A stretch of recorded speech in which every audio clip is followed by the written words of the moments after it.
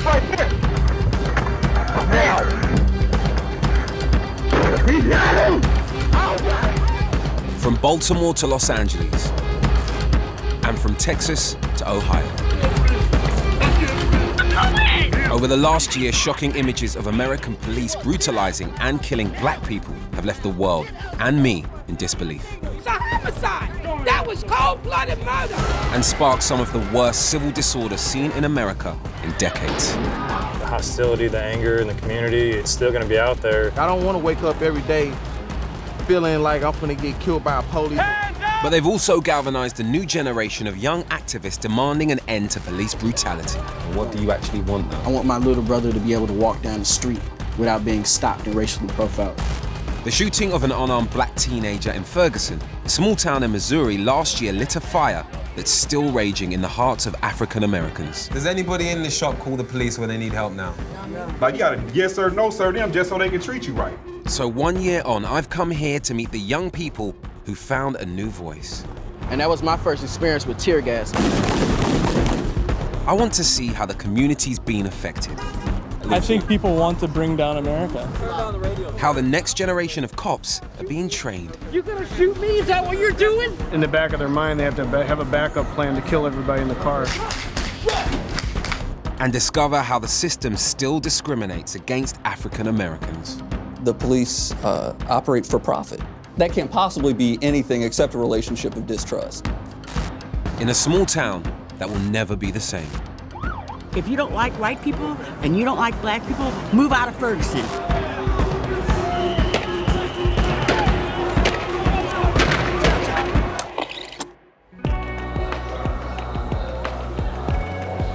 America is a place I know and love. But I've been shocked like the rest of the world by the disturbing images of young African Americans being beaten up or killed that have flooded the internet over the last year. As a black man, I can't help feeling that if I lived here, it could have been me.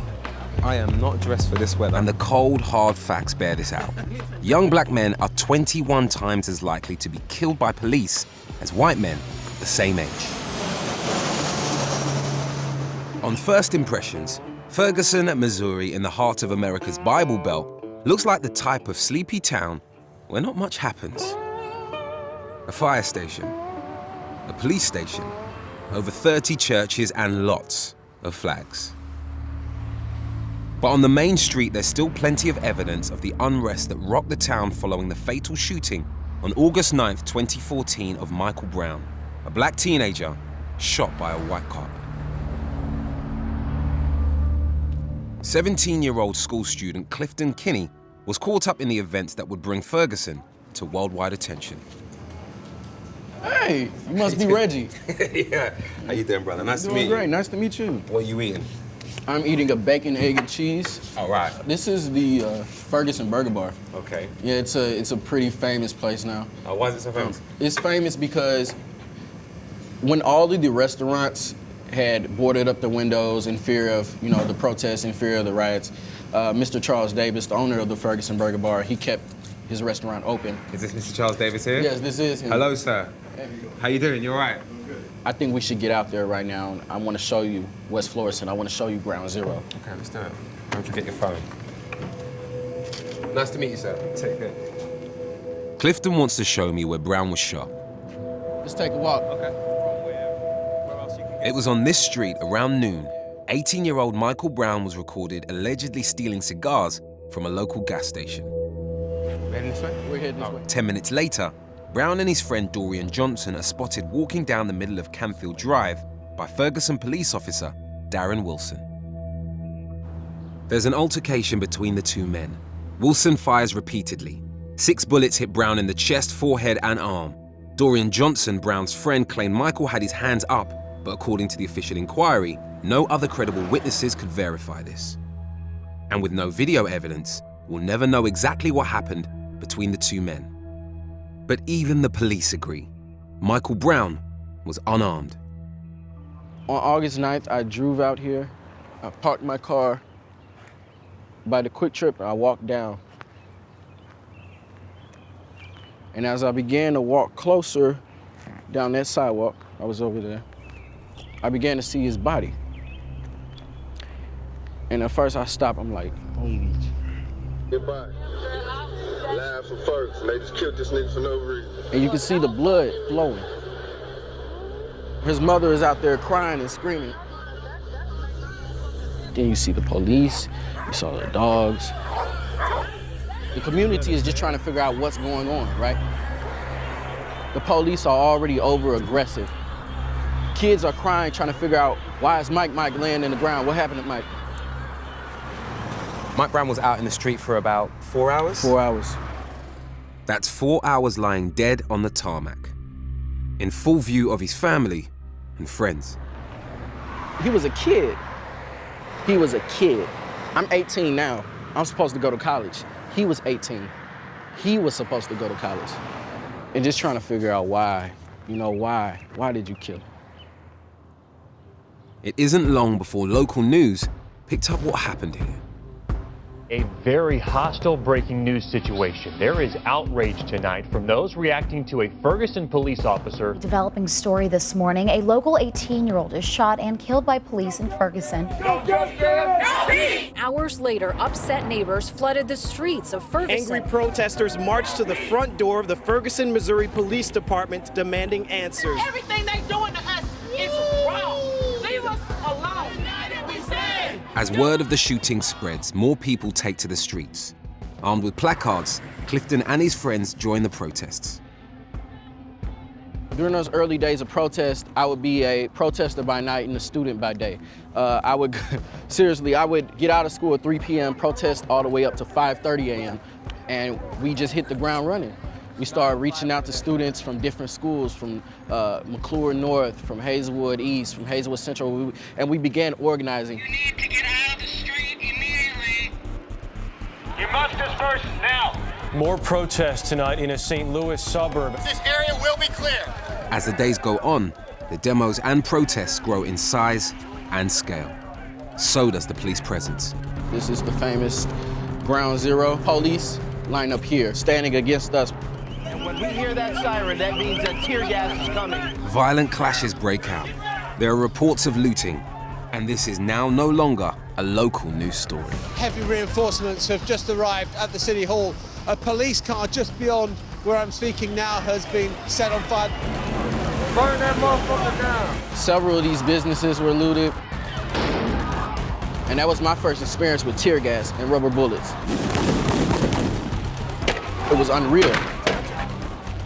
I had no idea how to cover myself or protect myself from tear gas. You know, it was... Why should you? Right, why should I know? And not only am I 17, it shouldn't happen. As flames and fury fill the air, over 2,000 National Guard soldiers flood the streets of Ferguson to subdue the protests and protesters like Clifton. There's nothing wrong with someone standing in the street saying, hands up, don't shoot, right? There's nothing violent about that. Hands up, don't shoot quickly becomes the rallying cry against the use of excessive force by police on African-American people all across the United States. Hands up! Don't shoot! Hands up! Don't shoot! And when a grand jury decides not to charge Officer Darren Wilson, protests spread to more than 90 cities across America. Nearly a year later, there are still demonstrations going on outside the Ferguson police station. But it's not quite what I was expecting. This rally is in support of Officer Wilson and all law enforcement officers, or LEOs, as their supporters affectionately call them. What's that you got there in your hand? Was that on the side of the car? I had this magnet. Yeah, I'm putting it back. Okay. I had it made, not even on my truck. We want to just stand up and tell them we're here. We support you. You risk your lives for us, because it ain't about racial thing. It ain't about you're wrong, we're right. We stand up for what we believe, and that's it. But it's impossible to ignore race in a place like Ferguson. This is a town that is 70% black, but when Brown was shot, only 3 out of 53 police officers were African American. And I can't help noticing that everyone here today is white. Did you make these yourself? No, I have them ordered. And what did he say? We support you and the law enforcement officer. LEO, we support you. Got ya. Right. And are you paying for these yourself? I am. How much do you spend on a weekly basis then doing this? Well, I usually spend about $250 to $300 each rally. You know, to see a smile when you walk in there unexpected, it's worth it. Yeah. Money can't buy that. Tell me a bit about your bracelets. I thought there's got to be something that we can sell at the rallies, and it was the biggest profit of items that we How sold. much do you think you made just from the bracelets alone? Close to $7,000 from the bracelets. And what is the date on the T-shirt? Just the date that the Michael Brown was shot. Right. So how much money were you able to raise for Darren Wilson? Well, almost close to, I believe it was close to $1 million with all those sales of Close to $1 million. hats and... Randy, will you grab those tomatoes? Wow. When so many people in this town still question the verdict, that is some retirement fund. But these guys aren't just defending one police officer. It seems like they're protecting a way of life and using every available tool. How many people are watching your stream right now? I've got 85 viewers right now. And this is live. This is going out online right now. This is live, going out all over the world. Right now, I'm talking with the BBC, and they are a great group of people. Yeah. That woman over there has a sign that says, "The war on police officers must end." What do you think that she means by that? I do feel that there's a war on police. I feel that it's a proxy. They're using police as a proxy to wage a war of ideals. I think people want to bring down America. What people want to bring? The radical left. Do you mean the people that support Mike Brown? Yeah. I support and defend the Constitution. And I feel that everyone has the right to express their First Amendment right. And you seem to be struggling with what it is you want to say. Is it what you're saying is it's tough to say, or are you worried that it might make me feel uncomfortable? it's hard for me to say this because if I talk about it in America, then I'm automatically stereotyped as a racist. And if I talk about myself being a white man, then it makes me feel very uncomfortable. A society can only take so much pressure and tension until things unravel. But then, to my surprise, it turns out not everybody who supports Darren Wilson here is white. Excuse me, do you mind if I bend your ear for a second? How you doing? I'm Reggie. How you doing, Chris? Chris, it's hard to ignore the fact that you are the only black guy here. Yeah. It's pretty obvious. You kind of stand out, Chris. Yeah. Why do you think it is that you're the only African-American here? Because not all of them see the truth that I do. And what is it that you see? Wait until he's finished. That this whole thing ain't about race. You know, it's right, wrong. And like I said, it's about police doing what they need to do and protecting innocent people. So you think everyone that supports Mike Brown is a criminal? Not everybody. But, I mean, I don't understand why you'd support somebody who robs a gas station. It was unfortunate what happened to Mike Brown, but at the same time, he did break the law. And Officer Wilson did what he needed to do. What's that you've got in your waistband? This? No, that. That's my 45. You've brought a gun with you today? Mm-hmm. Why have you brought a gun down? I guess I'll take it everywhere I go.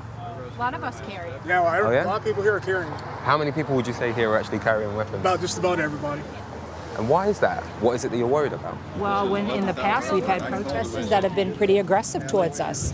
They come and they get in our faces and they yell and they push us and, you know, you just can't. I'm a female and I need to protect myself. Are you carrying a weapon Absolutely. yourself? What do you have on you? I have a .380. And that's loaded? It's loaded. Absolutely. Talking with these almost entirely white citizens, I can't help wondering what the black community must make of a demo like this. And I'm about to find out. Watch out, man. 2 young men have come across the road, and one of them is filming everything. Excuse me, what are you filming for today, bro? Huh? I'm just interested. I'm just trying to find out what it is you're filming for. We just filming him so we can go. Okay. Excuse me. You're walking around doing a similar thing to myself. You're asking questions and filming it as well. What's your name? My name's Frankie Edwards. Reggie, nice to meet you, man. Nice to meet you. Are you from Ferguson? Yes, sir. Okay. So what was the reason for you coming down here today to talk to people? Oh, well, the reason why I came down here, I was just riding past going to my house, and I seen people out here with the flags and things. I just wondered what they was doing. What sort of reaction are you getting? Well, the reaction I'm getting is like a little negative reaction for real. Like they question about a shirt and everything. But you see, it say in peace and solidarity and everything. We made like 7,000 of these shirts and gave them all away for free. And it had the multicolored fists on it, meaning that we need to come together as a people.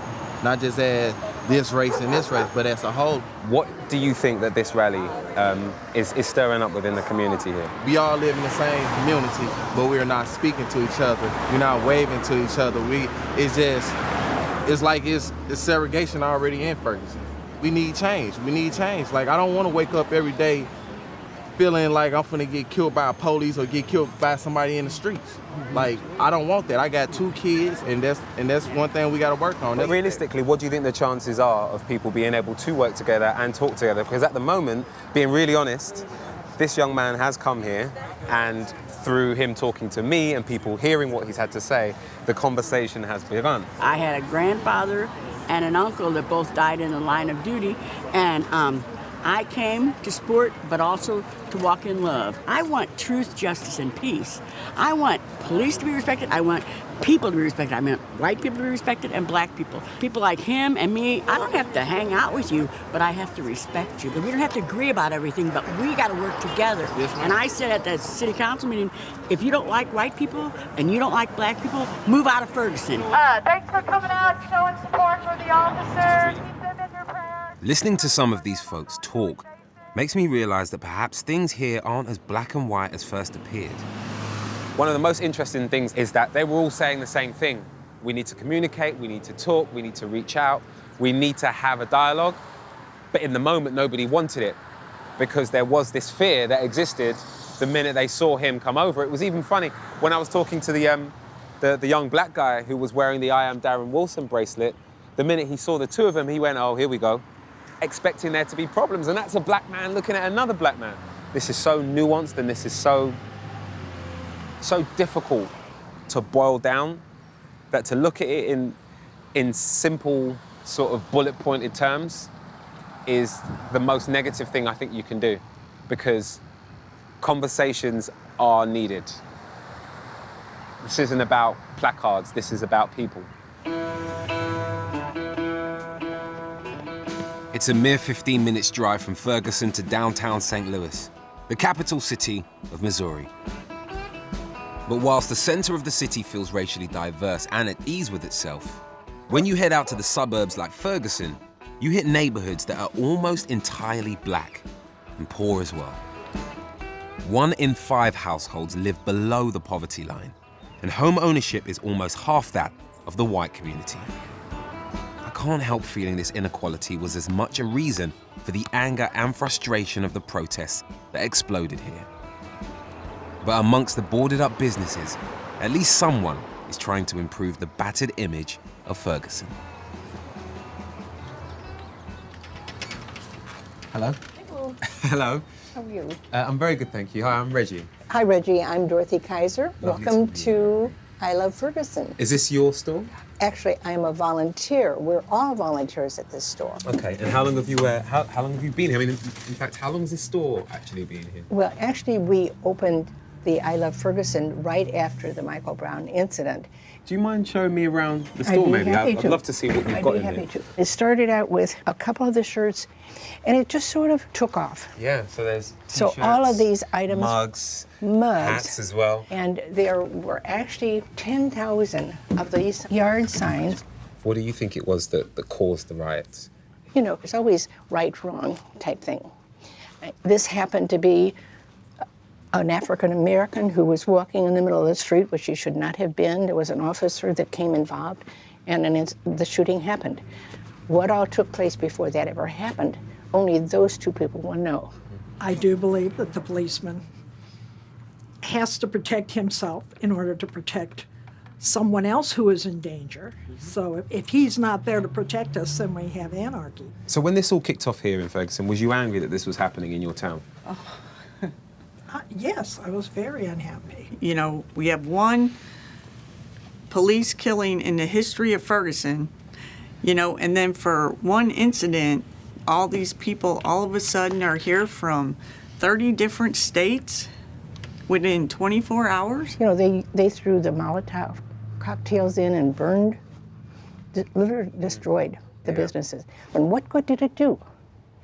People have a right to voice their opinion, but you don't have to destroy and take somebody else's things away to prove your point, do you? Were you afraid at any point when Yes, that's what happened? yes. When my house was within a mile of where the Little Caesars was burned out, I thought, oh my gosh, they're getting close to my house. I did think, gosh, if something happens, I need some protection. And the only thing I could think of was my husband had one of the long-handled barbecue forks, and I thought, I think I could have that under my bed in case somebody came in. So how do you feel about Ferguson now, off the back of everything that's gone on? This is my town. You know, don't do this. My husband and I raised 3 children in this community, but you know what? We taught them, you follow the rules, you break the rule, you pay the penalties. To be fair to Dorothy and the lady in the shop, what they were saying was completely honest. That is how they feel, and the way that they feel isn't based on anything other than their own experiences. And that doesn't make them bad people. That just makes them honest to their environment and to their way of life. There is definitely some truth in, you know, if you don't break the law, you don't get in trouble with the police. But unfortunately, when your skin is this color or darker, that isn't necessarily always the case. There seems to be a level of suspicion placed upon people who are of African American descent. And that suspicion can lead to justification of all manner of things, from being stopped by the police or being harassed in the street. Literally across the road is Kathy's Kitchen, a black-owned business that stayed open and provided a refuge for the protesters during the riots. Chef James has lived here all his life and raised a family in Ferguson. I mean, where do you stand on the real situation here on the ground and what it really means to be African American? If you do not live in my community, if you do not ride with me in my car, if you don't walk down my streets, then you don't know what happens on my streets. You don't know what happens when I'm riding in my car. My youngest daughter graduates high school tomorrow. Congratulations. You know, and I'm so proud of her. Wow. But I was taking her to UMSL University, where she's been accepted for a full scholarship for 4 years. And we were pulled over. I pulled over. My truck is legal, my license is valid and everything. And the officer asked me to step out the car, and I asked him, for what reason am I exiting my vehicle? And he said, well, it's routine. I said, it's not routine. I said, well, first of all, I'm not getting out of the car. I'm 45 years old. I got bad knees from playing basketball when I was young, and I'm not sitting on no curb. It's not gonna happen. I cause no threat. I don't carry any weapons. I say, I'll give you my license, I'll give you my vehicle registration, and I'll give you my attorney's card. And you can have those 3. It's not about what he did to me, it's the fact that you tried to embarrass me in front of my child. You know, you wanted to degrade me and put me in a position of sitting on the side of the curb and things of that nature when it was unnecessary.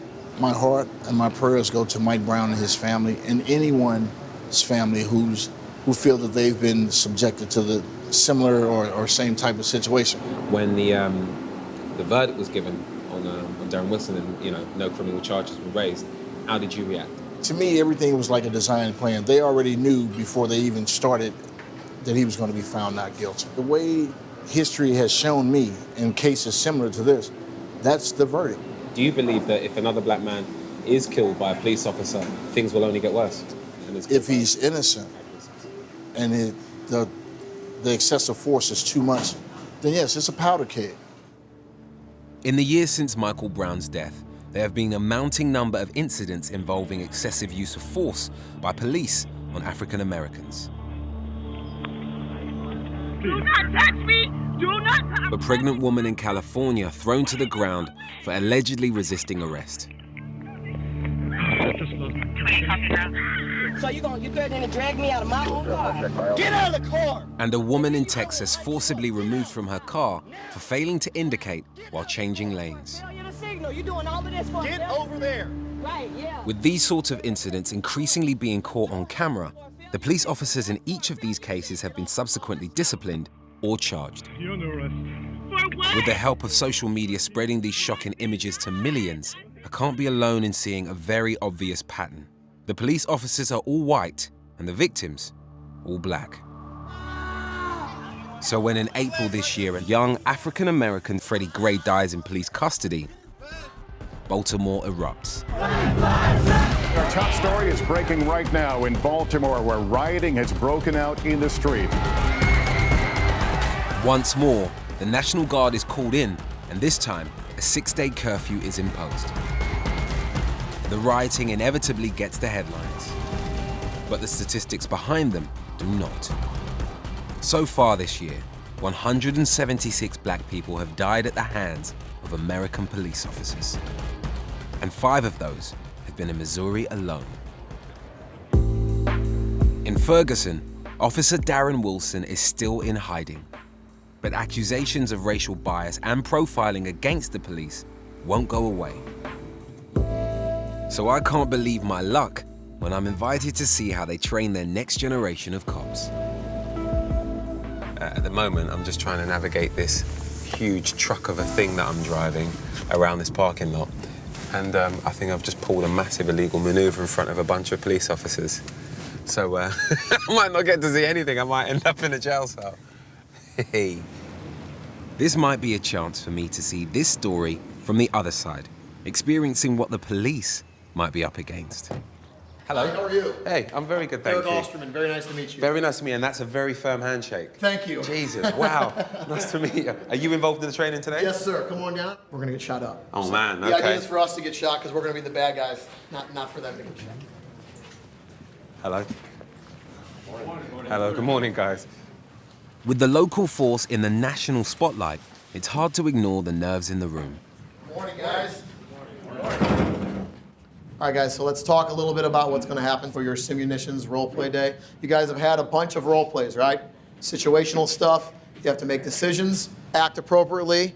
Today is no different. The only difference is we're going to put a mask on you, and instead of carrying a plastic blue gun, you're going to have a Simunitions gun. A bullet on it has a little paint tip. It's designed to hit you and hurt, so there's a penalty for inaccurate decisions. Everybody clear on that? Yes, sir. Okay. This is like your exams at school turned up to 20. This is mental. It's a lot of pressure. The rookie cops are in the final weeks of their training. Today, they're up against their instructors, playing the bad guys and armed to the teeth with paint guns. You got a gun selected yet? But first, they're checked for real ones. Might be down there. Do you get patted down just in case? Just in case we have our one SIM gun. Didn't even consider the fact that they usually carry weapons, therefore they have to be checked just in case they're carrying one of their weapons with live rounds in it. Yeah, suddenly I'm feeling a little nervous for the guys in there. Shoot you loud. My singing voice would be... So what kind of scenario would require this level of firepower? A hostage siege? A bank robbery? No. It turns out to be a traffic stop. As a police officer, when they make a traffic stop, they have to think, when I walk up to that car, I have to be professional, I have to be courteous, I have to know that what I'm stopping this person for was the right reason for stopping them. And then in the back of their mind, they have to have a backup plan to kill everybody in the car if need be. Nobody else has to think that way. I wasn't sure if the lieutenant was joking or deadly serious. But it's time for the first exercise. Here we go.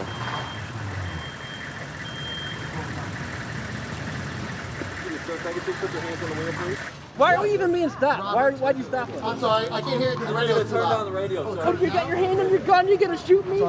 You gonna shoot me? Is that what you're doing? And what appears to be a routine altercation suddenly turns into something else altogether. I'm just the driver! Both hands! Both hands! Show me your hands! Get down on the ground! Get down on the ground! Get down on the ground! was like the most real game of cops and robbers I think I've ever seen. Standing in my position, it's actually quite fun to watch to see how they deal with it, but they're dealing with some real issues there. You've got people in the car doing what I've done, questioning authority, answering back. Obviously, I've never driven around with a gun and shot at police, but just watching this scenario play out, you can see how the police might act a little bit paranoid, particularly over here, as people carry guns. This could very easily happen in real life. Nevertheless, in 2014, the city of Ferguson spent 4 times more money on police uniforms than they did on police training. I'm watching these training scenarios play out, and they're quite different every single time.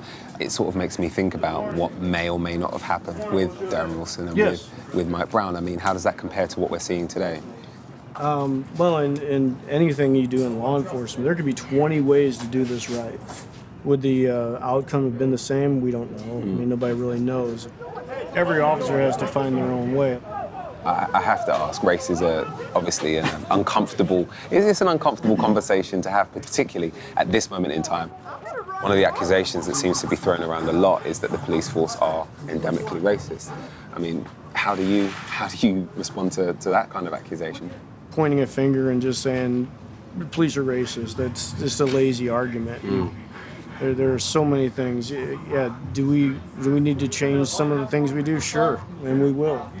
But just saying they need more training and they're racist, that's the laziest argument there is. There's a lot more problems out there than just that. But the reality is that in 1 year alone, out of the 11,000 people stopped for traffic violations in Ferguson, 9 out of 10 of them were African Americans. And although these training exercises are colorblind, they still assume that the people they stop will be armed and dangerous. So in a town that is 70% African American, this driver would most likely be a black man and quite possibly dead. Did you get shot? Yeah, right in the face. In the face? He caught me right there with the first shot. Oh my God, wow. How did they do? So they did fantastic, in my opinion. They did very well. Yeah. Yep. Before you take your mask off, everyone holstered. The last pair nervously waiting their turn are rookie cops Roy and Peter. Let's get the cuffs on him, he's too close. Yeah, he's in a really bad position there, right, with someone behind him. How do you feel about the perceptions of the police department here in Ferguson? Because obviously, if you graduate, you will be seen as just this badge and this gun. Are you ready for that? Each and every one of us knew what we were getting into. You know, it wasn't a surprise. It wasn't like January 5th, we came here, and January 6th, Ferguson happened, and we're like, oh, uh-oh, what are we gonna do now? Everyone should have already had that in the back of their mind, that at some point they're gonna have to be involved in this situation. I mean, the hostility, the anger in the community, it's still gonna be out there, and our job as law enforcement is to protect the public. But the people that you are serving currently, well, a large chunk of them aren't necessarily your biggest fans right now. You can't go about doing your job, you know, picking out a certain race or a certain demographic, black, white, Asian. I mean, it doesn't matter. There's laws out there to be enforced. It all comes to trust, you know. We have to build the trust. I think it's going to take a while. Player's going to ricochet. Come on. Yeah. Who's contact? Who's cover? We contact. Go get him. Hey, mask up, glasses on. Hey, sir, stop. I'm sure these rookies want to do their job as best they can, but in the current atmosphere of so much anti-police feeling, I wonder how possible that really is. Hey, driver's got a gun! The reality is that of these 19 young recruits, some of them could get fatally shot in the field. This isn't an easy job. I do have massive hope for them that they're going to do the right thing the minute they get that power that is given when you have a badge and you have a gun. But who knows? In 2013 in Ferguson, out of 5,384 traffic stops, 4,632 were African Americans. What puzzles me is just why so many people are being pulled over in the first place. To find out, I'm meeting Brendan Rodiger, a political activist and human rights lawyer. The officers may look quite corporate, but he's protested on the streets of Ferguson himself and is still dealing with the cases of those arrested during the protests. This look like the right place. Brendan, hello. Hi, How you Brendan doing? Roediger. Good to see you. Good to see you. Nice Should I to sit see you. here? Yeah, wherever you want, man. This is it's a little unnerving sitting in a legal office. I feel like I should have some problems. From your point of view, what is the relationship between the police and young black men and women? It's a relationship of distrust. It's a relationship that really couldn't be anything except distrust. The police are out on the streets, and a part of what they're doing is just looking for ways to begin interactions with people, to give them citations, and ultimately to get money out of them. Many of these municipal budgets are based upon fining the residents of the municipality, up to 60% of the budget. Up to 60? So the police operate for profit. Right, and those fines are primarily coming from what? From traffic fines? Well, traffic fines, but also increasingly other sagging pants violation. That's a crime. Manner of walking violation. No, you can't go so bad. Hang on, is that a crime in certain municipalities? Oh yeah, absolutely. And what's the fine for sagging pants? $200 would be a regular fine. Anytime that there's a group of young black men walking down the street, they can issue a manner of walking citation. That's unbelievable. So, there's that level of distrust. As a legal aid lawyer, Brendan's bread and butter work is defending poor people on minor offences in court.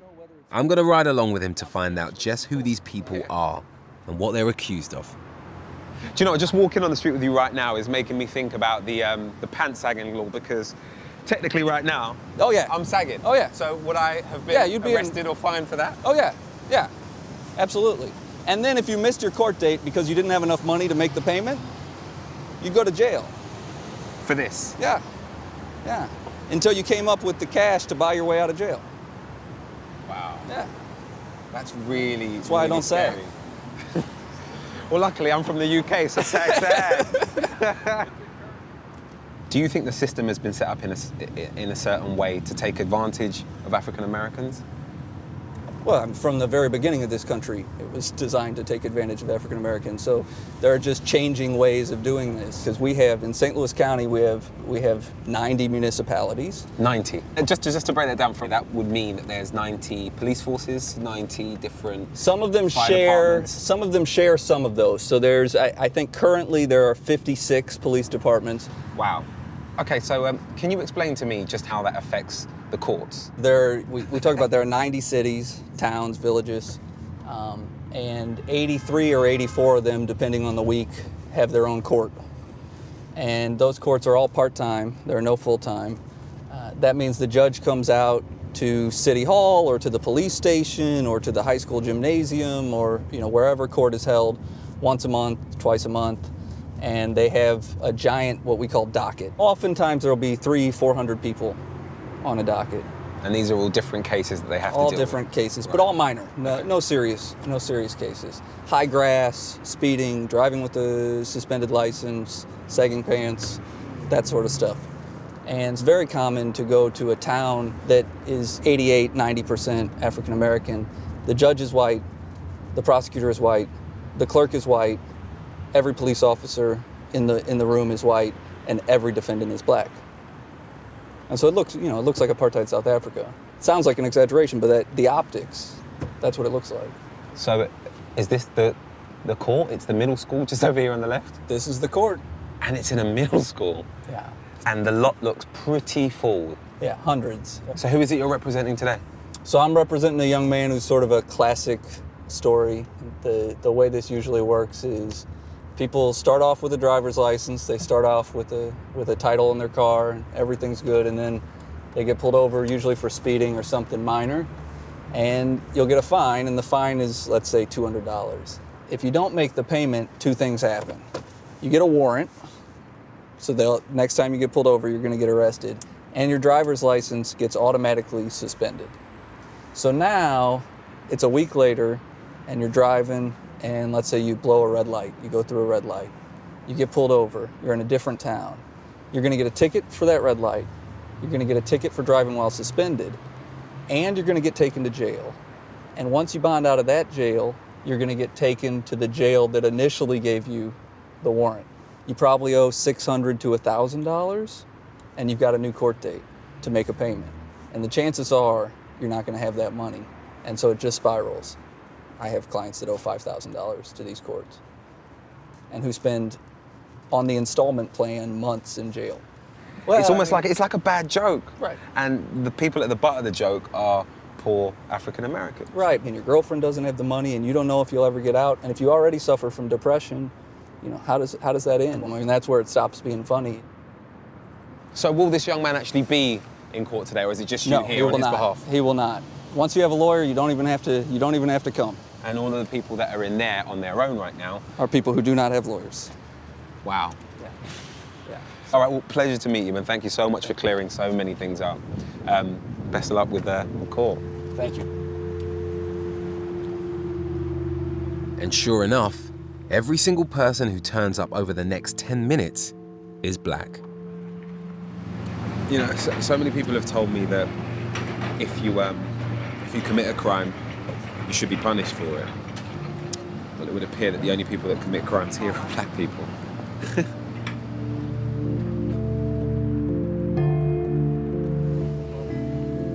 It seems incredible to me that in a country with a black president, this type of racial bias has been allowed to go unchecked for so long.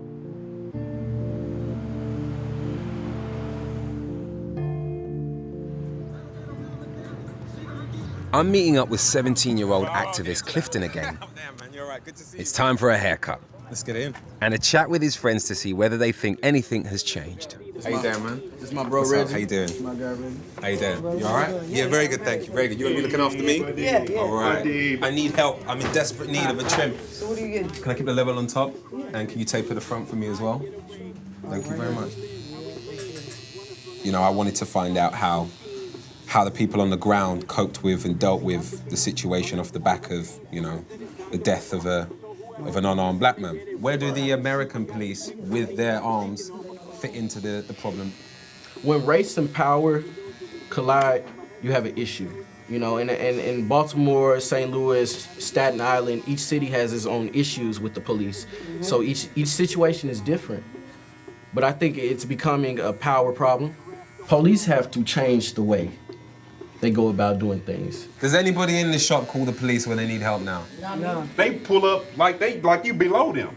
Like you gotta yes sir, no sir them just so they can treat you right, which is wrong. Not all police officers are bad, but a lot of them do abuse their authority. Obviously here, you know, guns are legal. Law-abiding citizens have them and criminals have them. Just how safe do you feel? I don't feel safe because you never know when somebody might feel like they want to come kick your door in because they may be lacking something or they may be high for something. Every day somebody's house is getting broken into. Yeah. Every day. And it's happening. If I could show you at least 20, 30, 40 children that have guns, and I know they don't have permits for these. Do many kids your age have guns? Yeah, because of rap and all that, they want to have a gun. Because it is cliche, you know. The kid from the inner city gets a gun to look cool in front of his friends, right? I mean, and it's the sort of thing that you hate mass media saying about black people. Yeah. I know I feel that way regardless of where they are in the world. Right. But essentially you're saying that is the case. So is that what's going on here? Or have I got it completely wrong? No, I think it's a deeper issue. If you look at the fact that all of these guns in the hood are easier to get more than it is easier for someone to go register to vote, more easier than it is for a child to get better access to higher education, there's a huge systemic issue. Instead of having a gun in my home, I want to look for solutions. Everybody has a right to bear arms in their home. Why do you believe that? Because you never know anything can happen. In this day and age that we live in, man, you never know what can happen, man. The idea of having a gun at home isn't one that, you know, it doesn't sit well with me. I mean, you've got a gun to protect your family, but at the same time, the criminals have guns. Somebody come in your house, got a gun, and you don't have any weapons in your house, you might as well just lay down. I think would you rather lay down or would you rather fight? I'd rather fight for mine. Hey, you need a gun. If I was living here and had a family, maybe I'd feel the same. The trouble is, if the police assume that every black guy they stop is potentially armed, the chances of more people being shot increases. Racial profiling plus millions and millions of freely available firearms is a bad mix for everybody. And this is a country that allows its citizens the right to bear arms. 280 million guns. That's almost one for every person in America. But my sound recordist and driver, both local guys, don't see it as a problem at all. I have 2 shotguns. I have no handguns. I've always had shotguns. I've always hunted. I love handguns. I've seen a lot of cool looking guns. Right. I mean, of course, they're presented as cool. You know, I mean, like you might say, okay, philosophically, they're not cool. You know, I don't like guns. But I'm saying, it's like as motorcycles, it's cool, it's powerful. Every man needs a thing. And the fact that you're able to legally own one, you know. But the difference is, I think when you're a kid in the UK, they're almost not real. Right. You know, they're little plastic things that you run around the playground with. Right. And you never think at any point, oh, wouldn't it be great to have one of these for real? You know? Yeah, no, and that's the difference. I'm not disagreeing with that. I think if you have the access to it, it becomes the motorbike. It becomes the fast car. You know what? I think that's fair. I have to agree with you there. What I don't agree with is being able to drink in your country at 18. That just blows my mind.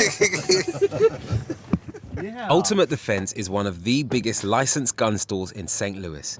I want to find out if the events of Ferguson had an effect on gun buying habits here. Hello. Hi. Hey, how you doing, Welcome to Reggie? Ultimate Defense. I'm Paul. Nice to meet you, Paul. Good to meet you too. Is this your business? This is my business. This is it. Indoor firing range. We do retail gun sales. We do a lot of training here as well. Okay, wow. So I guess that means that these are for sale. Would that be right? Correct. Yes. So we carry 400 guns in stock. We don't carry the low-line guns. So we're very much looking for a specific clientele. What sort of price range would a low-line gun be? Low-line guns would be in $200 to $250 range. Get a gun for 200. Legally, get a gun for 200 quid. You can. Wow. Okay. Handguns are one thing, but you've got these big monsters in the back here. I do. What is that? That is a 12-gauge shotgun, home defense specialty. It's interesting that you refer to it as a home defense specialty. Do you find a lot of people come here to buy guns, particularly for the purpose of defending their homes? Yeah, one of the events that happened in Ferguson, everybody got pulled into a specific area, and it left areas short on law enforcement coverage. As a result of that, have you seen more people buy guns? Absolutely. Yeah, we had a huge, tremendous spike in sales. It's not a bad idea to have the ability to defend yourself. Yeah. In the 4 months after the Ferguson riots, gun sales in this shop alone went up by 84% compared to the previous year. And according to Paul, 4 out of 5 of his customers are white. But the irony is, black people are far more likely to be killed by a gun, whether it's held by a civilian or a cop. But Paul, who is himself a reserve police officer, wants me to understand how it feels to be caught in the heat of the moment with a gun in my hand. So what we're going to do is we're going to create an artificial scenario that is as close to real life as we can get. As a police officer, I walk into disturbances and fights and stuff on a pretty regular basis. There's times that I'll go into that scenario where backup is 5 to 7 to 10 minutes away, but there's some immediacy that I need to get into the door. That's the scenario that you're walking into today. So we have the shoot house set up. You've got a call from your dispatcher. You're a police officer now. You are going to handle this situation. This gun, in every way, shape, and form, is exactly identical to my on-duty firearm. So the only thing that you have to do is you have to draw the gun and pull the trigger. All right. Front door's cracked open already. You hear voices that are coming from inside. I've no idea what to expect on the other side of this door. All right, here we go. This is between us. Told you this was gonna happen, man.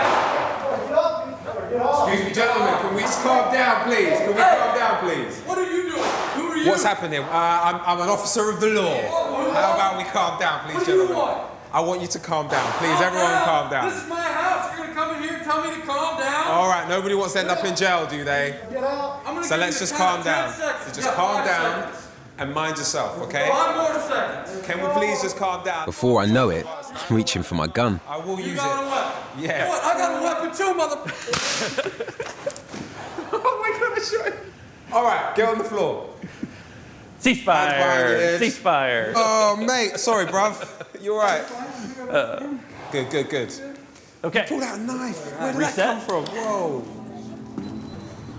Now that was just a game, but it shows that when you have to make a quick decision, it's easy to make a bad one. But it's still no excuse.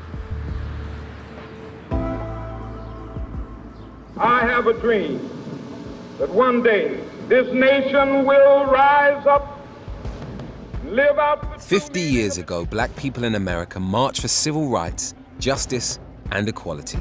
That all men are created equal. And 5 decades later, mounting incidents of police brutality have politicized a whole new generation and seen the birth of a movement marching under the hashtag Black Lives Matter.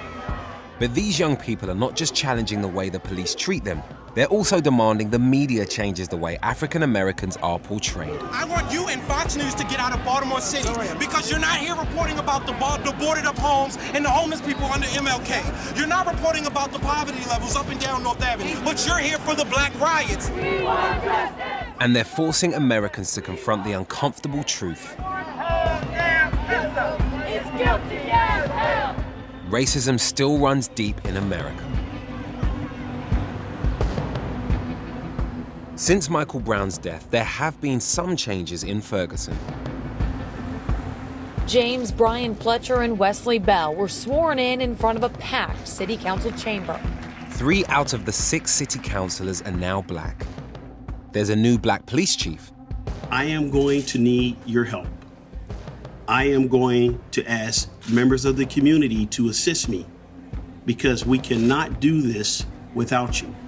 And a new bill has been passed capping the amount of revenue that the city can collect from traffic violations.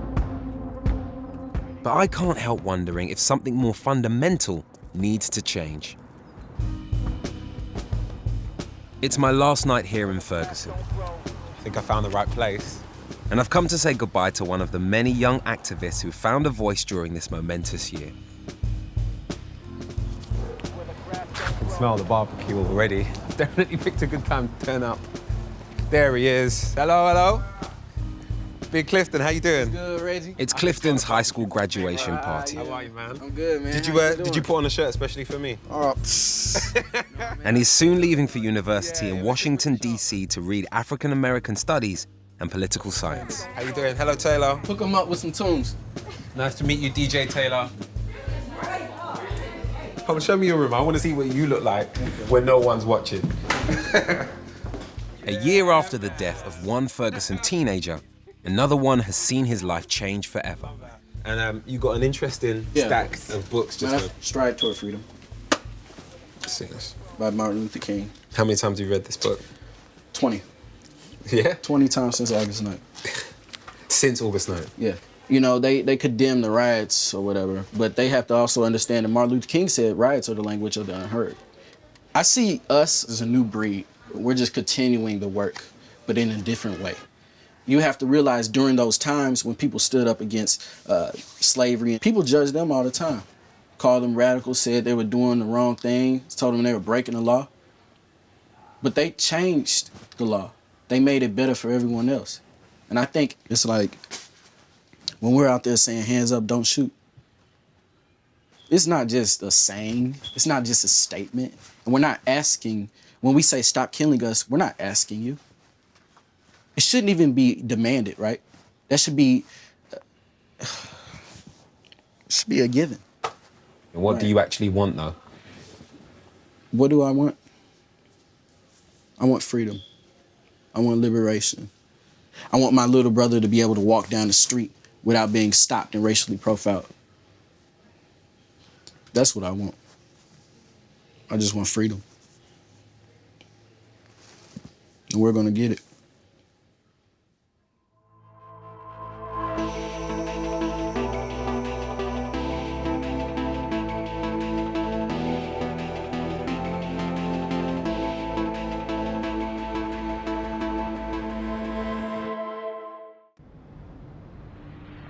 Shots fired, 36, 7. Shots heard in the area, also getting camera. America, 2016. She heard approximately 15 shots fired in the area. A country that's become increasingly plagued by gun violence and allegations of police brutality. Forces that are tearing the country apart.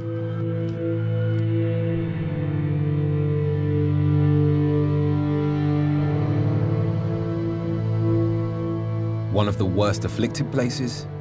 Chicago, America's third city, and President Obama's adopted hometown. There have already been over 350 homicides in Chicago this year. Gun violence in the city is spiraling out of control, while controversy rages over police shootings. A person down. Our ticket says male. And the majority of victims, young, black men and women.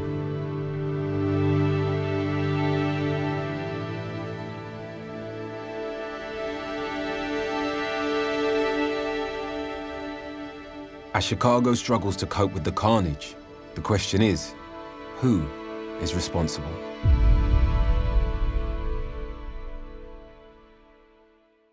They have no respect for our humanity. Those of us who have been kissed by the sun, there appears to be a target on our backs. The police are killing our women and children. The police are killing our women and children. The Chicago Police Department is under siege. Here and across the US, outrage at black deaths at the hands of cops is at boiling point. In 2015, 306 African Americans were killed by police in America, 8 in Chicago alone. We want the city to know that we're coming together as a community. We're against neighborhood violence, we're against police violence in any shape, form, or fashion, and we come today to make that be known to the city. The monthly Police Review Board, a chance for citizens to air their grievances. It's fairly obvious that people are not only impassioned but also personally connected to the issues at hand. This isn't a group of weekend warriors. This is a group of people who have been personally affected by an issue that is being discussed by the entire country.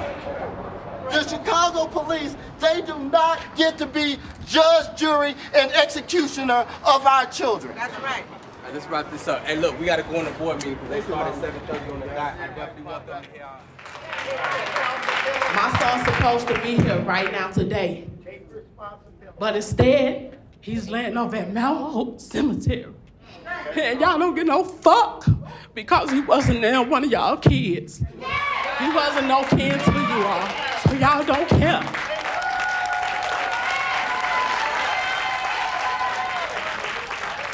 Mr. Russell? Mr. Russell? At every board meeting, we go through the same thing, but no solutions ever come out of it. That's the problem. Has there been any change in your experience? No, Nothing. not yet. When you grow up in these neighborhoods, when you see the police culture, when you witness it firsthand, you get pulled over for no reason, when you see people getting shot, when you see our neighborhoods looking like third world countries and no resources, no opportunities, no jobs, it's regular. It's nothing, you live in it so long, there's no hope. So. I'm gonna make my comment on my knees, although I bow before no man, because it was on bended knee that Letitia Jones, she was on her knees in a puddle of blood, holding her mother as she took her last breath after Officer Riamo blew a hole through her chest. And Letitia Jones cried out to the Chicago police officer, "Why did you do this to my mother?" And the police officer response was, "Your mother's dead. Get over it." I'm on my knees for Letitia.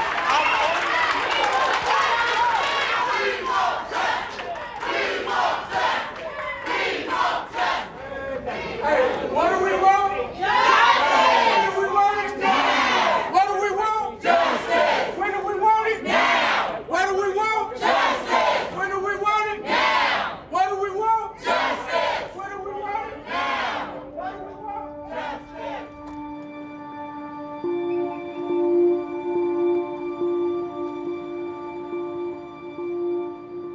I don't know if I've really emotionally prepared myself for what's going to happen while I'm here, because as a black man, when you look around the room and you see people that look just like your family members telling stories about horrific interactions with the police, I have no choice but to imagine my mother's face, or my aunties, or my grandfathers, or my grandmothers. And then suddenly it becomes so much more real. Chicago police killed 9 people in 2015. All but one were black. African Americans account for a third of the city's 3 million residents. They mainly live in the south and west of the city, areas that have some of the highest levels of poverty.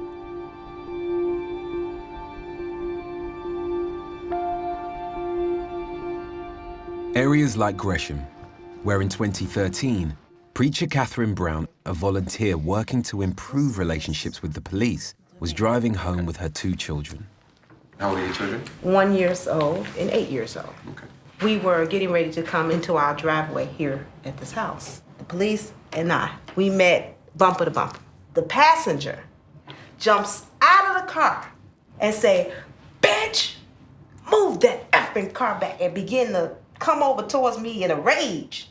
So immediately when we heard the B, my daughter began to scream at the top of her lung, and it scared me. I locked the door, left the window up, and just grabbed my phone and dialed 911. I am at my house trying to go in my driveway, and the police is right here threatening me and my children. The one that was standing in front of me pulls his gun out and said, "What the F are you reaching for?" And I'm thinking, oh, they finna try to kill me.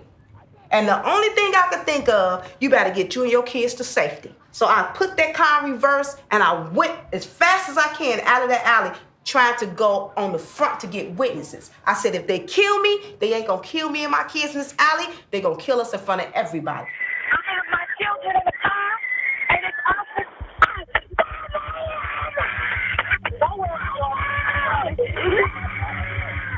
Oh my God, she's crashed into you.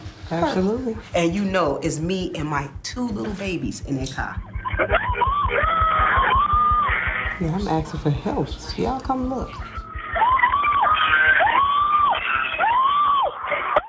And she's spraying the baby. And he's laughing about it.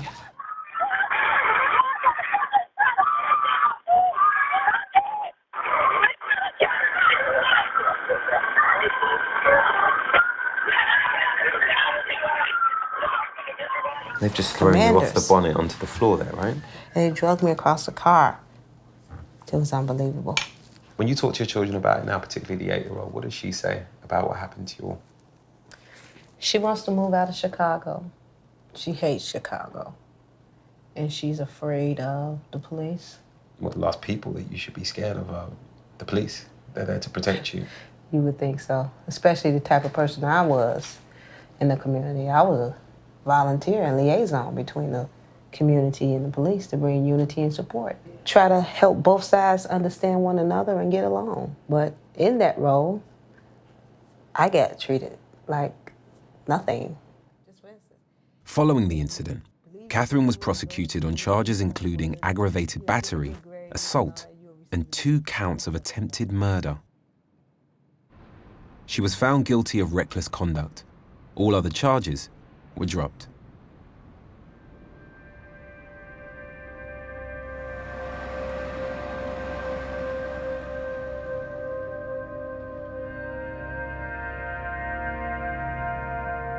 Cases of police brutality have been hogging the headlines in Chicago. And after an official request, the Chicago Police Department declined to take part in this film. But there might just be a way in. Across town, in a wide area of the city, some bikers are gathering. But these aren't Hell's Angels. They're off-duty cops and supporters. I'm not going to pretend that as a young black man growing up in London, I've had the best experiences with the police, because I haven't. You know, I've done all right for myself since I was quite young, and when you're a teenager driving a nice car in London and you happen to be black, things aren't fun. So my experiences with the police aren't brilliant. So going into this, I don't feel massively comfortable. I don't feel that I'm going to be particularly welcomed. And I'm a little paranoid, if I'm honest.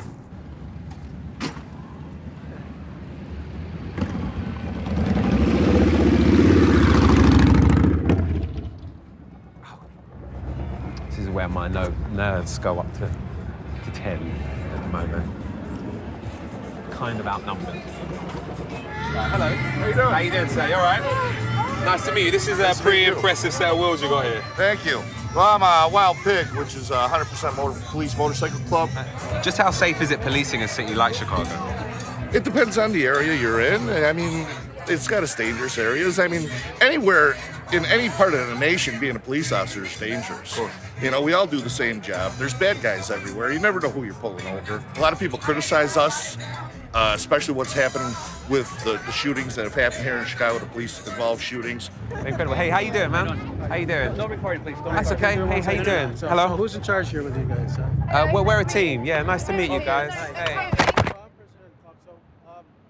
So we've been here for about 3 or 4 minutes, and we're quite quickly approached by a couple of officers who've asked us to stop shooting and sort of establish our reasons for being here now. We've been allowed to continue shooting because the guys are aware that we are trying to get their story and their experience as to what it is to police a city like Chicago, but we've also been asked to stay away from some of the more sensitive subject matter, such as police brutality and the things that might have come up in the press.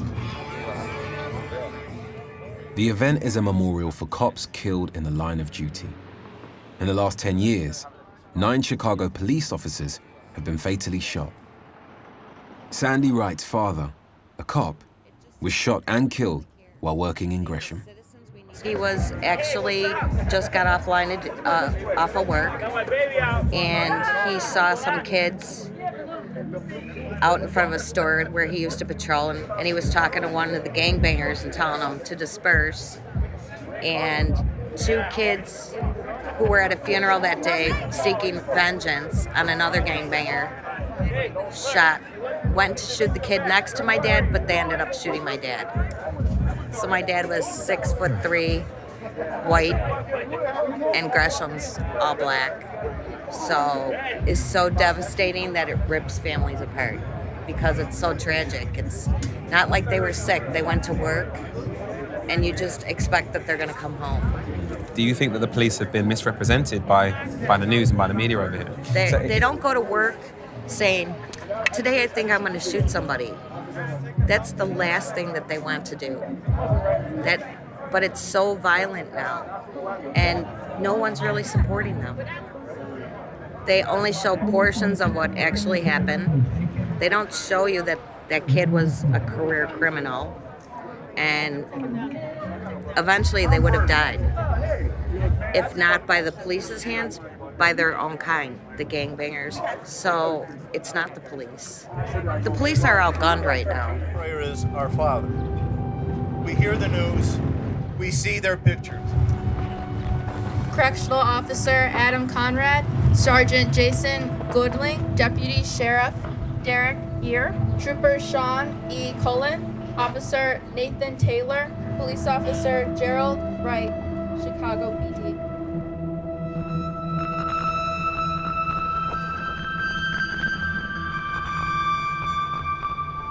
So at this time, I want to thank her and everyone for at this time, I'd like to release the balloons in honor of those fallen.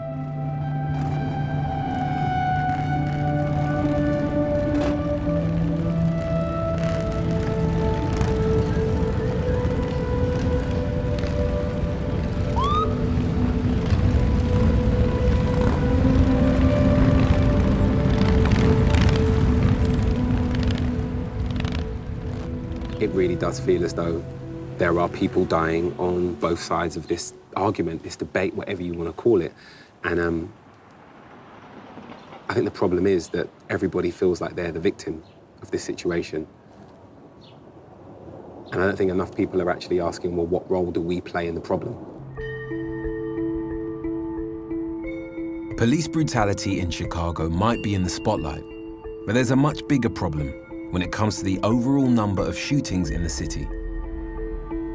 Last year, 23 people were shot by police, 9 fatally.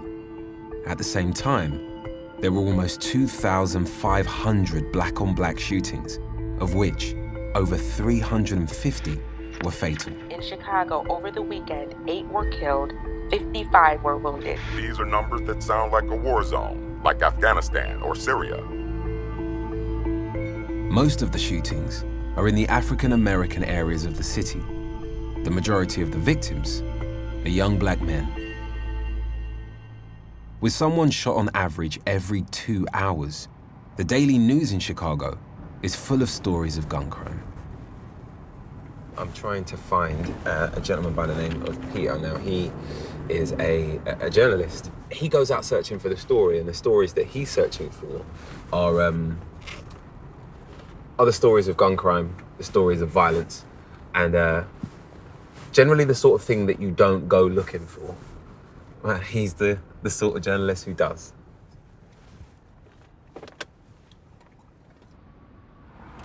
I think this is Peter now.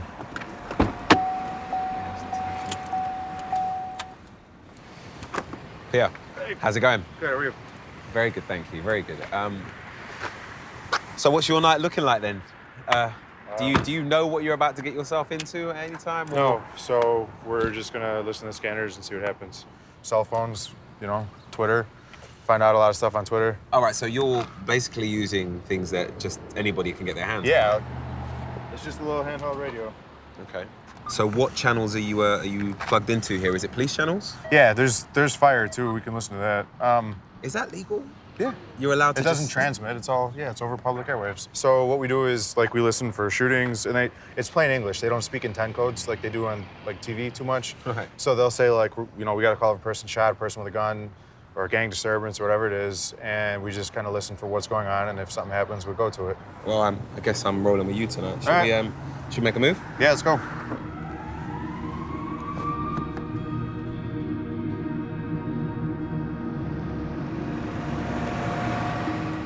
Chicago has some of the strictest firearm laws in America.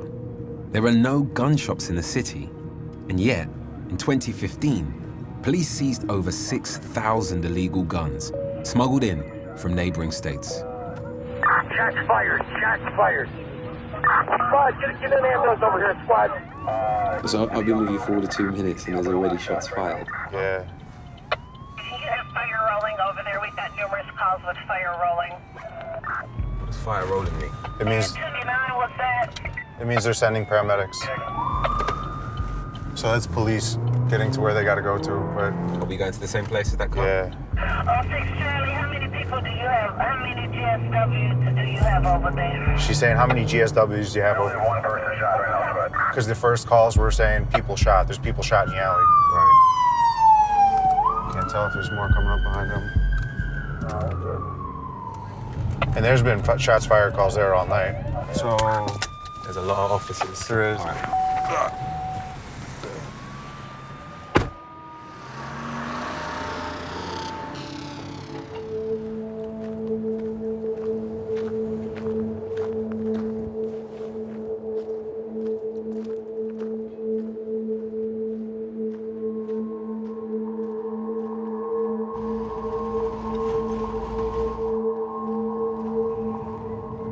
By the time we arrive, the victim has already been rushed to hospital in critical condition. All that's left at the scene are cops.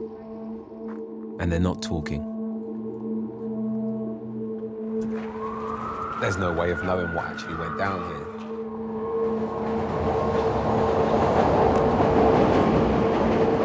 This is clearly a shady bit of town. And if something shady was going to happen, I mean, this is a perfect place for it. I think we might now be in a... Am I now officially in a crime scene? All right, I see.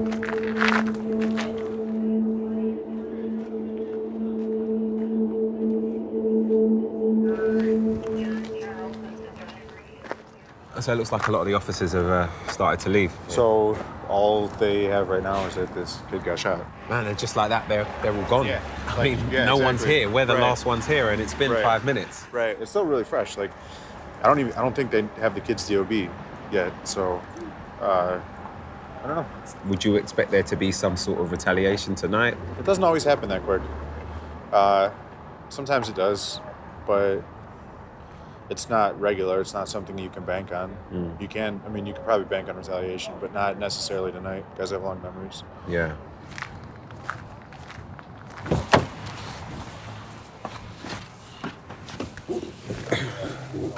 Anything on the scanner? No?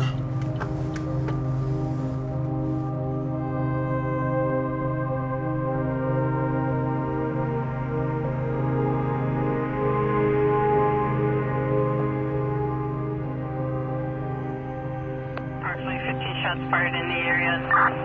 A person down. Our ticket says male, head is busted. Fire rolling. News came in over the scanner that the victim of the shooting died at the hospital. A young black man, just 18 years old. How has the way you see the city changed? Because your mental map is littered with crime scenes and instances of people being involved in violence. I mean, do you see the city in the same way? You know blocks by shootings and gunshot victims, or you know pockets of a neighborhood by what groups are into it with each other. You can't let violence define a location. I've been trying to make like a conscious decision of going to places that I've been for shootings and stuff when other stuff is going on. Are you ever really able to switch off? I'd like to slow down maybe a little bit, but we're at 1,400 gunshot victims this year, and every Monday everybody's like, damn, it was a bad weekend. No, it was just a weekend. You expect 36 people to get shot. It wasn't a bad weekend by city standards. That was a normal weekend by city standards. I don't know, like it's hard to feel a difference between like 36 gunshot victims and 4 gunshot victims, right? Like you can only get to so many shootings and it's hard. Like at a certain point, busy is just busy. Like I would, if somebody said, well, no, I think things are getting better or it feels like it's getting better, I would ask for evidence to support that. And there's not evidence to support that. More people are getting shot. More people are getting murdered. You know, just keeps happening. I don't like whose responsibility is it when it comes down to it at the end of the day, right? Like you talk about like, well, shootings keep happening, and yeah, I recognize that I have probably a more bleak outlook than a lot of people, but when you start looking for like solutions, or even if you look to assign responsibility, like where do you begin?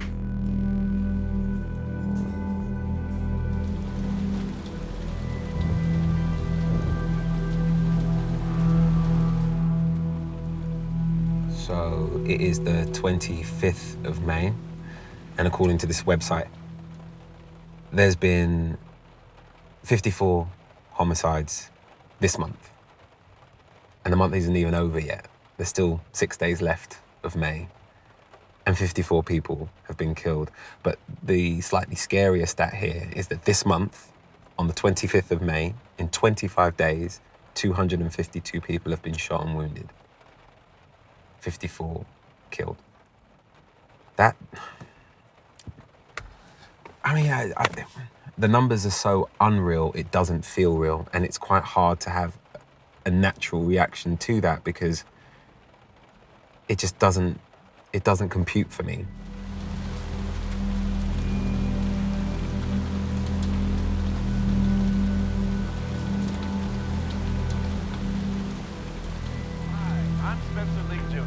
In 1933, with the help of God, my grandparents, Reverend and Mrs. A.R. Leak, founded the A.R. Leak Funeral Homes. We would like to thank all of Chicago for 75 years of your trust and support.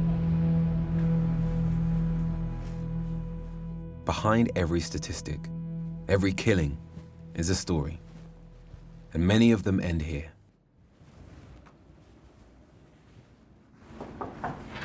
Hello.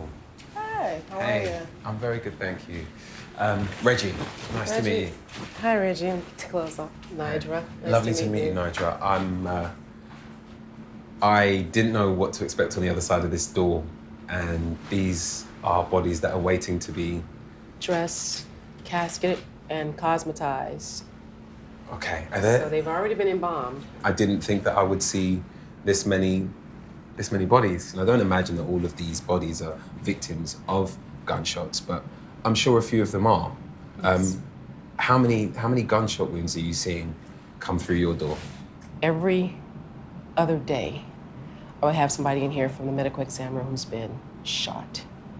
And it's not just how it's multiple gunshot wounds. So when you see them coming in here, you're seeing their body, you take them and put them on a table, you finally open up the bag, and you really don't know what's gonna hit you. And then when you see all these holes just everywhere, and violence is just so in your face, it's raw, and you have to deal with this. And you know, a lot of questions are going through your head, like, why? You know, what could this person possibly have done to get you so angry, or get who those individuals are so angry to want to cause this much harm that they want to see them dead?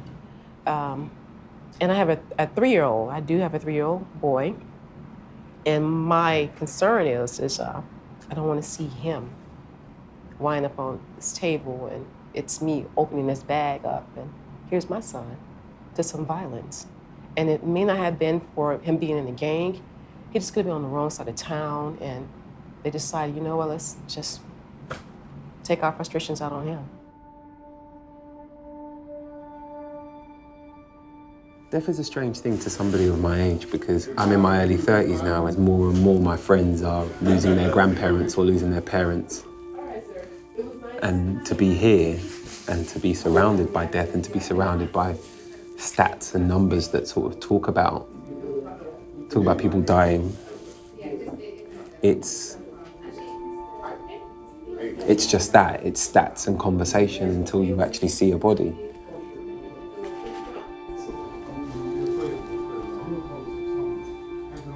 Do you mind if I take a minute outside? Is that all right?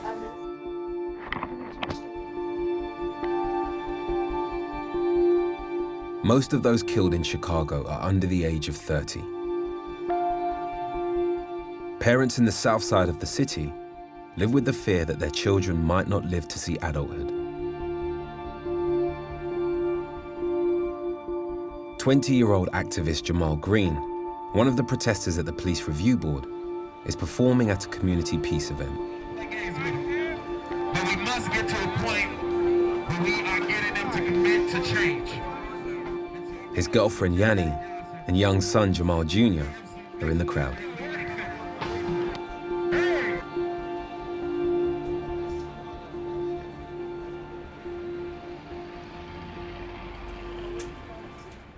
Hello. And look at his little face. He's a happy little guy, isn't he? Very. That's all he does is play and smile. So yeah.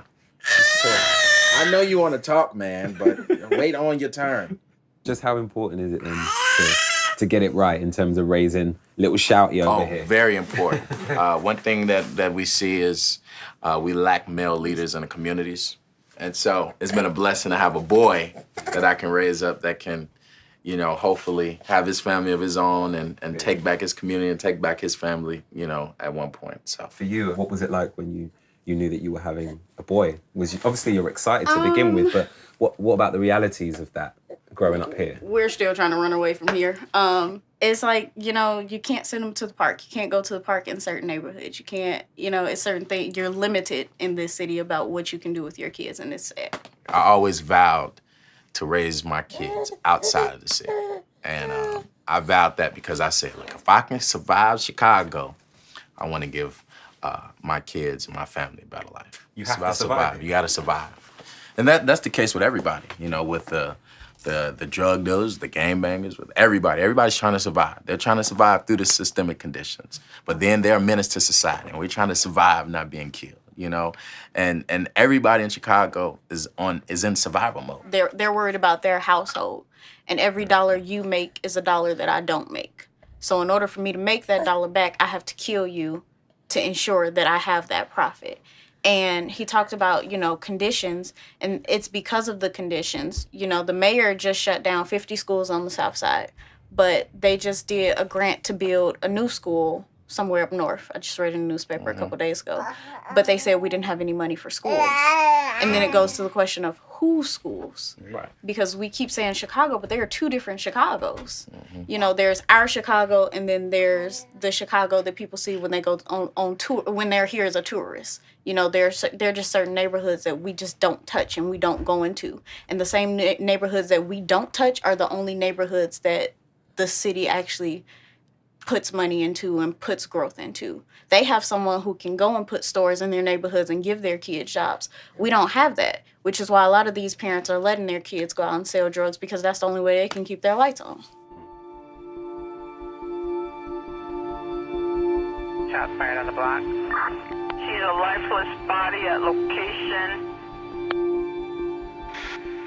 22-year-old Lee McCullum was shot and killed last night. After a troubled period in his teens, Lee ended on top. He was an honor roll student, was crowned as prom king, and was looking forward to college.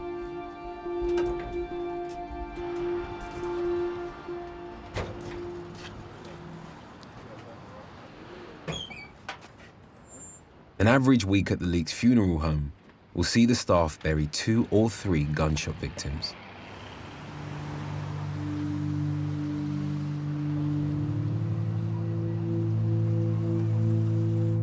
Lee McCullum Jr. was murdered on the 12th of May, making him the 29th person killed that month.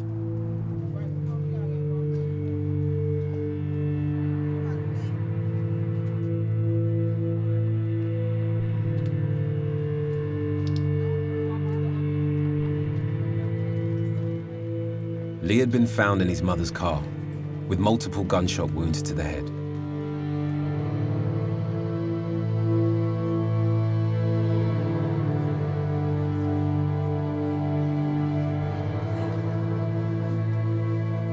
Among the mourners is Michael, a family friend who acted as a mentor to Lee Jr. That's all he wanted to do is play ball. That's all he wanted to do is play ball. He didn't want to do nothing. He wanted to play ball because he was good at it. For someone who is on the right path, I'm just really struggling to understand how this can happen to him. It's other people. It's idiots.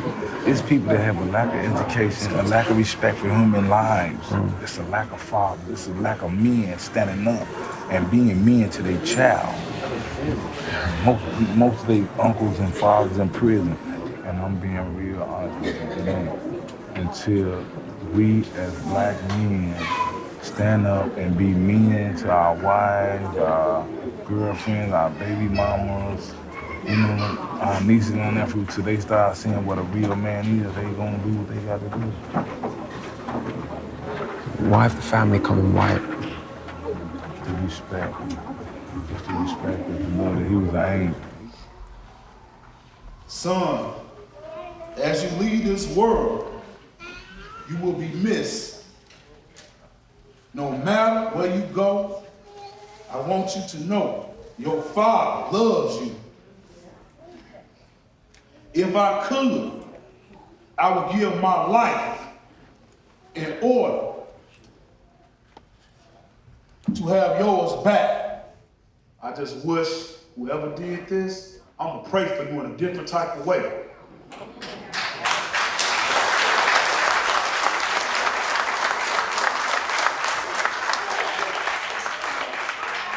All his friends out there and everything, man, fall back. So I can't do no more funerals.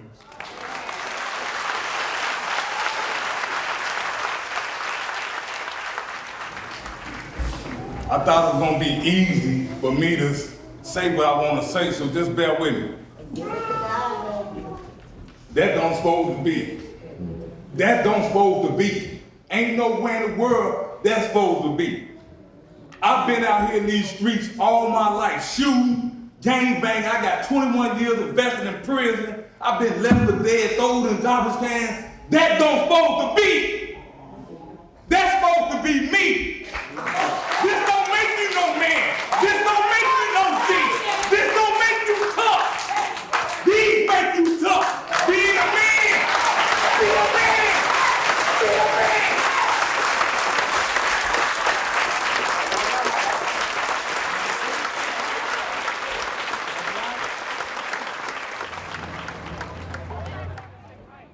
It's amazing to hear you speak. Oh man, that was just the tip of the iceberg. I got a couple people because we got word that they gonna try to do something on 115, but we don't know how accurate that is, so I'm gonna play them today. Yeah. And what is it that might happen? What are we talking about here? Shoot at a car. Somebody shoot at a car, throw something, or try to crash it up, anything. Well, that's heartbreaking after everything that we've witnessed today. All of those amazing speeches that were given and statements that were made, it feels as though there are a lot of people that are so heartbroken by what's happened to Lee that they feel the need to do something about it with the same level of force that put Lee in a coffin in the first place.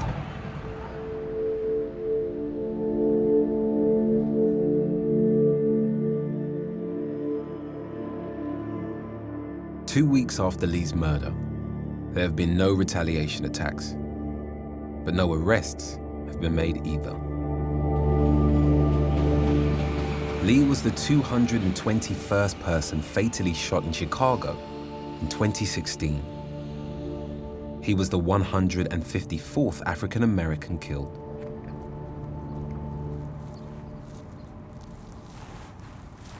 Big Mike. Hey there. How you doing, man? What's going on? I'm good, thank you. Where should I put the car? You want to go down there by the stage? Okay, cool. His grieving father, Lee Sr., and his friend Michael have agreed to talk about their loss and the young man he was. He was enthusiastic, free spirit, easygoing, loved life, and Lee loved basketball. All of us got trophies. He always tried to outdo me. Can I see his trophies? Yeah, sure can, no problem. Yeah. So what happened to your leg? I was breaking up a fight, got shot, and had to amputate my leg. Wasn't doing nothing. Wasn't bothering nobody. Got into a fight, breaking up a fight with my nephew. And they amputated your leg? I mean... Yeah, because I got shot. They had to lost circulation.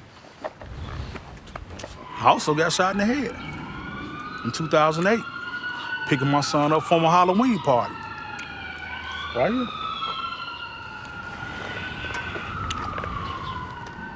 I wasn't doing nothing. Somebody was shooting at somebody else. I turned the corner, caught a bullet. You don't even seem angry about it. Are you? Or have you just got past I the was anger? angry. Right. I'm angry about my son. That's what I'm angry about, my son.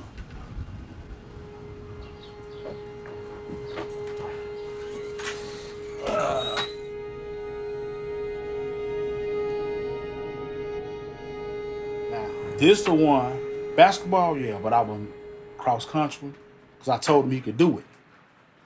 I said, you got the stamina to run up and down that court. You can win cross country. Yeah. Never trained for it or nothing and won it. Wow.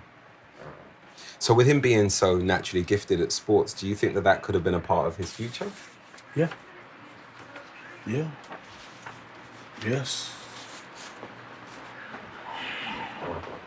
Yes.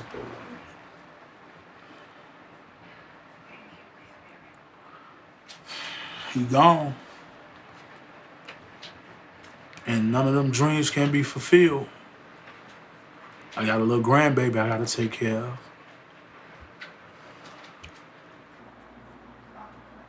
And I'm gonna miss him so much. It just hurts that he gone. And I feel like I failed because he lost his life. It hurt. It's gonna always hurt. It's gonna always hurt. And just trying to change some of the stuff that's going on, because I can actually say and go on camera to tell you that Lee Sr. and Sr. are good parents, good fathers, role models. They ain't been the best, but you gotta do what you got to do for your child. I just wish I was there. He could have called me or anything, because I don't know what his last moments were. Was he still alive when he was laying on the ground? None of that. The last thing you want is retaliation on your son's behalf. But you can't stop these kids from doing something. You can only tell them what you like. You can't. See, you just hope and pray that no retaliation happens. You let the police do what they need to do. Let them do an investigating, let they do what they gotta do. So you think the kids won't listen to you? Lee's friends? I hope they listen. But if they don't, that's the road they have to go down. So how has the violence got to this level? You got so much going on, it ain't just one issue. It's not no one issue. Fire the police department, ain't no trust there. Ain't no trust with Chicago police departments. It ain't no trust there. They done hurt the black community so bad, you can't put a Band-Aid on that.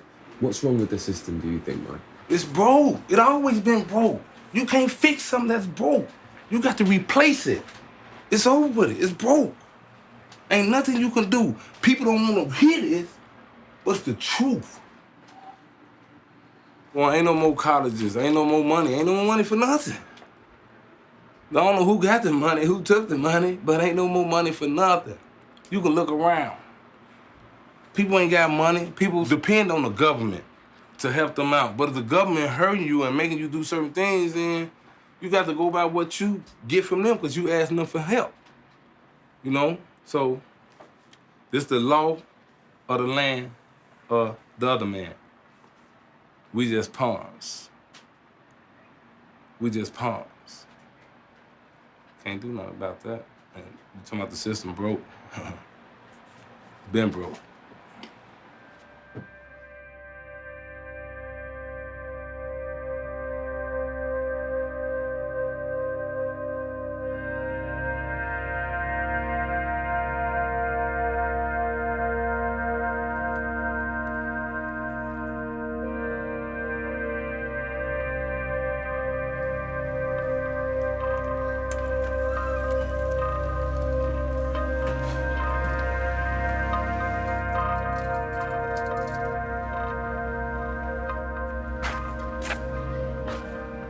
This place keeps throwing things at me that I'm not prepared for. Just before I left the house, Lee Senior showed me a picture of Lee Jr. on the I don't even know what you call it, the autopsy table, the doctor's table. I don't know what it is because I've never had to deal with anything like that before. But basically, I was showed a picture of his son riddled with bullet wounds. And the last picture he showed me was his face with a huge bullet wound here, and all manner of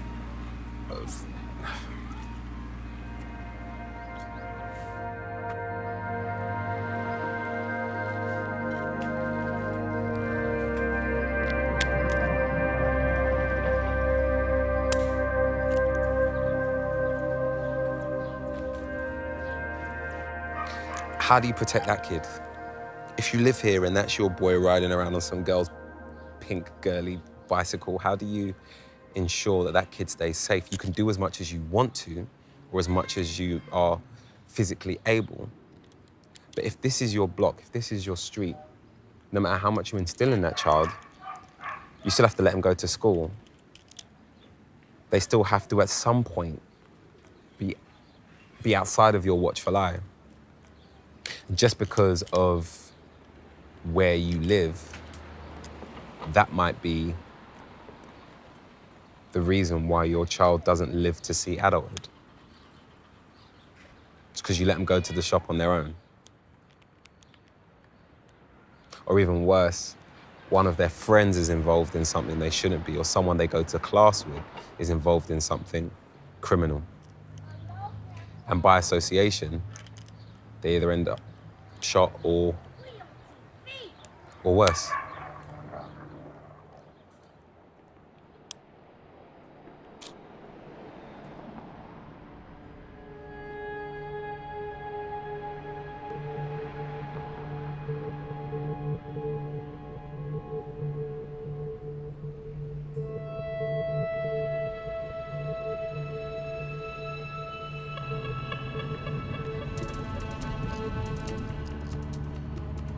We're on a main street that has potholes all over it and every other shop is closed down. There's a building over there that's blocked up.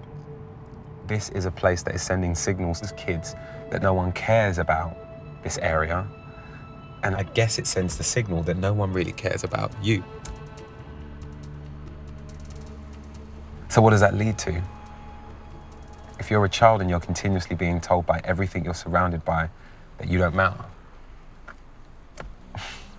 by the time you're in your teens or early 20s, why are you going to care about your own life, let alone somebody else's?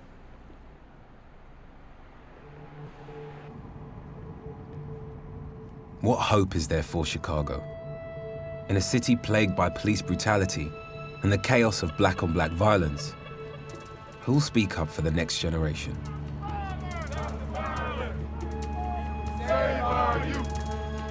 A group of fathers, fraternity brothers, are taking to the streets of Englewood, where almost 250 people have already been shot this year. Put the guns down! Put the guns down! Put the guns down! Put the guns down! Save our youth! Save our youth! Save our youth! Save our youth! Stop the violence! Stop the violence! Save our youth! It seems as though everywhere that the fraternity are going, they're getting a reaction that, well, it's kind of emotional, really. You've got people in cars honking their horns, shouting along. People are coming out to their windows and they're joining in. I guess it's a real simple message and it seems to be resonating. Stop the violence! Stop the violence! Put the guns down! Put the guns down! Save our youth! Save our youth! How old's your son? 6 years old. What's his name? What's your name? Tice. Tice. Nice to meet you, little man. So what's it like bringing up a boy in this environment? I'm on top of everything.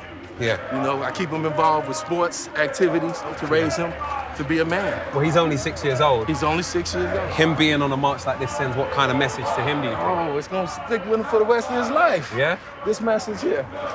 You can only imagine.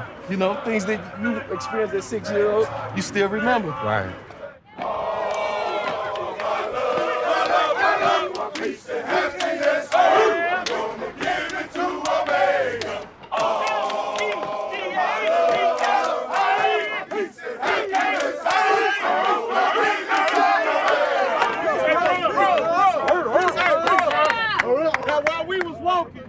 While we was walking, approaching 67th Street, a guy just got shot on 70th and Commons, and it shows that we have to have a greater presence. Maybe they didn't hear us when we were saying, put the guns down, stop the violence. They didn't hear that. So we got to be louder next time because it's a brother on Loomis fighting for his life right now. And we just walked past there. We have to get ahead of the problem. That's the key. Get ahead of the problem, get our youth while they're young, and cut the source off that's feeding this violence in this community. All of us are here because something was said, done for you to save your life and get you to this point. Do the same things that saved your life. Do it for not just one kid, not just for two kids, do it exponentially.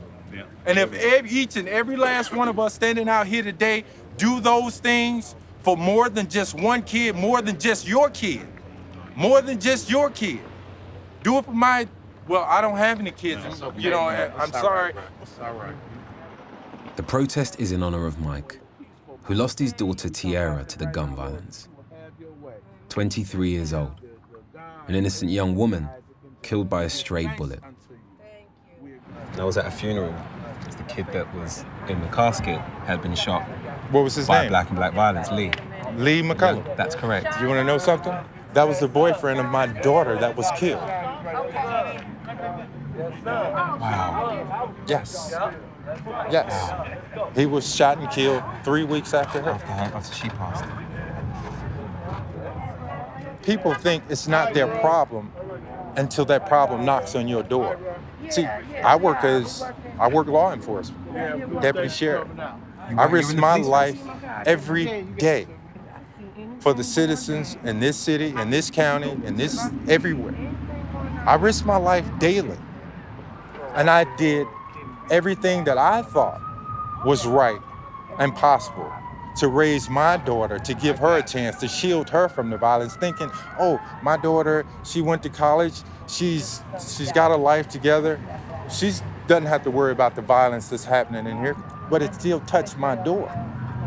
And I tell people all the time, it's gonna touch your door if you don't get up and do something. It will get to you. Sooner or later, it's gonna come to your door. Save our youth! Save our youth! Save our youth! Save our youth! Stop the violence! Stop the violence! Stop the violence! Stop the violence! Put the guns down! Put the guns down! Put the guns down! Put the guns down!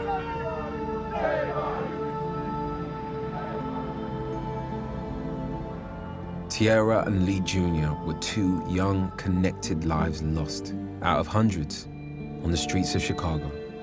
Victims of the deadly combination of guns and deprivation that's fueling segregation and prejudice. Tensions that are ripping the country apart. I think in a city like Chicago, you see that separation and that division, not only in terms of racial groups, but in terms of wealth, that you really start to understand what America is really all about. The realization is that for many, the American dream is now just about survival. To be in Chicago, particularly here in the South Side, I think the toughest thing to have is hope.